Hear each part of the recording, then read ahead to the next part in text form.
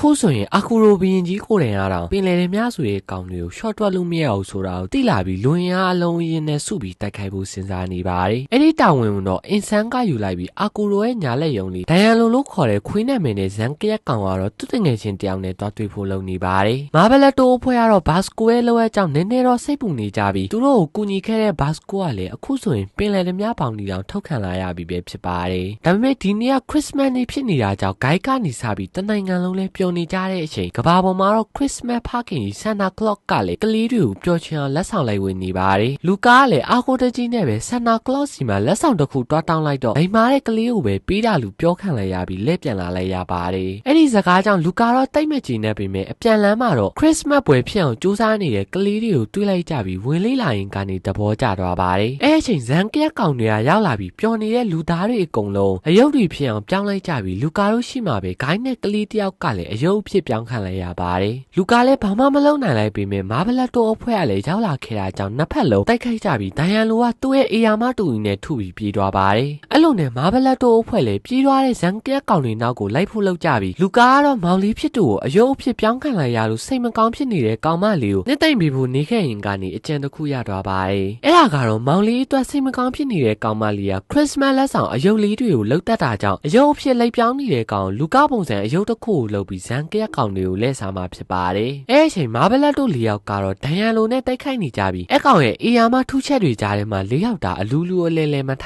နေအောင်ခံနေရပါတယ်။ဒါပေမဲ့အဲ့ဒါကပဲလူကားအတွက်အခွင့်ကောင်းတစ်ခုဖြစ်လာပြီးဒိုင်ယန်တို့နဲ့အားလုံးလဲဗျာများနေကြတဲ့အချိန်အယုတ်အဖြစ်လိုက်ပြောင်းနေတဲ့ဇန်ကရက်ကောင်ရဲ့မော်တုတ်တန်ကိုလူယူလိုက်ပါတယ်။ဒါပေမဲ့ဇန်ကရက်ကောင်အတွက်တော့အလုံးမဖြစ်ပဲအယုတ်တူနဲ့ဂျင်းထူဖို့လုပ်နေတဲ့လူကားလေးအုံကာရာဆူဂျီပူရီဆိုတဲ့မန်တန်နဲ့တကယ်အယုတ်အဖြစ်ကိုပြောင်းခံလိုက်ရပါတယ်။အဲ့လိုနဲ့ဇန်ကရက်ကောင်တွေကတော့ပင်လယ်ထဲများတွေကိုသူတို့လောက်တောင်မလဲတဲ့စောက်ပိန်းတွေဆိုပြီးလောင်နေကြတဲ့အချိန်ရဲလူကိုကိန်းကြားဖြစ်နေတယောက်ယောက်ကနောက်ကနေဝင်လာပြီးမော်တုတ်တန်ကိုလူယူလိုက်ပါတယ်။တကယ်တော့အဲ့ဒါကလူကားရဲ့ဒုတိယအစီအစဉ်ဖြစ်ပြီးရဲလူကိုကိန်းကြားအဖြစ်ပြောင်းထားတဲ့ခရစ်စမတ်ပွဲတော်ကကောင်မလေးကလည်းရှက်ရှင်းပဲအားလုံးကိုပုံမှန်အတိုင်းပြန်ပြောင်းပေးလိုက်ပါတယ်။အားလုံးပုံမှန်အတိုင်းပြန်ဖြစ်သွားကြတဲ့အချိန်မှာတော့မာဘလက်တိုအဖွဲ့ဟာဆိုရင်လေ6ယောက်တာဆုံဆုံလင်းလင်းဖြစ်သွားကြပြီးကိုကိန်းကြားအဖြစ်ကနေဘာတယ်ဖီဗာအဖြစ်ကိုပြောင်းလိုက်ကြပြီးဇန်ကရက်ကောင်ကိုတိုက်ခိုက်ကြပါတယ်။အဲ့လိုတက်ညီလက်ညီတိုက်ခိုက်နေကြတဲ့အချိန်ဂိုက်ကတော့ဘာတယ်ဖီဗာစမ်းတိုက်တွေထဲမှာတူအတွက်နေရာမရှိပဲဖြစ်နေပြီးအဲ့အချိန်ဂိုက်ကအကြံတစ်ခုရသွားပါတယ်။ရှက်ရှင်းမဲ့မာဘလက်နဲ့ဟာကဇေရိုစီကနေသူတို့ရဲ့ Ranger Key တွေကိုတောင်းကားလိုက်ပြီးဂိုက်ရဲ့ပေါင်းစပ်မှုစွမ်းအားနဲ့ကိုကိုင်းခရစ်စမတ်အဖြစ်ကိုပြောင်းလိုက်ပါတယ်။အဲ့လိုနဲ့ခရစ်စမတ်အချိန်ကာလမှာခရစ်စမတ်ကိုကိုစားပြုတဲ့အနီနဲ့အစိမ်းကိုပေါင်းဆက်ထားတဲ့မာဘလက်တိုအဖွဲ့လေဒိုင်ယာလိုကဘယ်ရောက်သွားမှမသိပေမဲ့အသွင်ပြောင်းထားတဲ့ဇန်ကရက်ကောင်တော့အားလုံးလည်းဖင်ပိတ်ကန်ပေးလိုက်ကြပါတယ်။အားလုံးပြီးဆုံးသွားတဲ့အချိန်မှာတော့မာဘလက်တိုအဖွဲ့ကကဘာပေါ်မှာသူတို့တခါမှမကြုံဘူးသေးတဲ့ခရစ်စမတ်ပွဲလေးကိုတွားရောက်ဝန်းရံပေးလိုက်ကြပြီးလက်ဆောင်တွေလိုက်ပေးနေတဲ့ဆန်တာကလော့ကလည်းလိမ်မာတဲ့မာဘလက်တိုအတွက်လက်ဆောင်တစ်ခုပြင်ပေးထားပါတယ်။အဲ့ဒါကတော့ဘာတယ်ဖီဘာရဲ့စွမ်းအားနေရာမှာပဲဖြစ်ပါတယ်။ဒါကတော့ကိုဝင်ကြအပိုင်း44ဖြစ်ပါတယ်။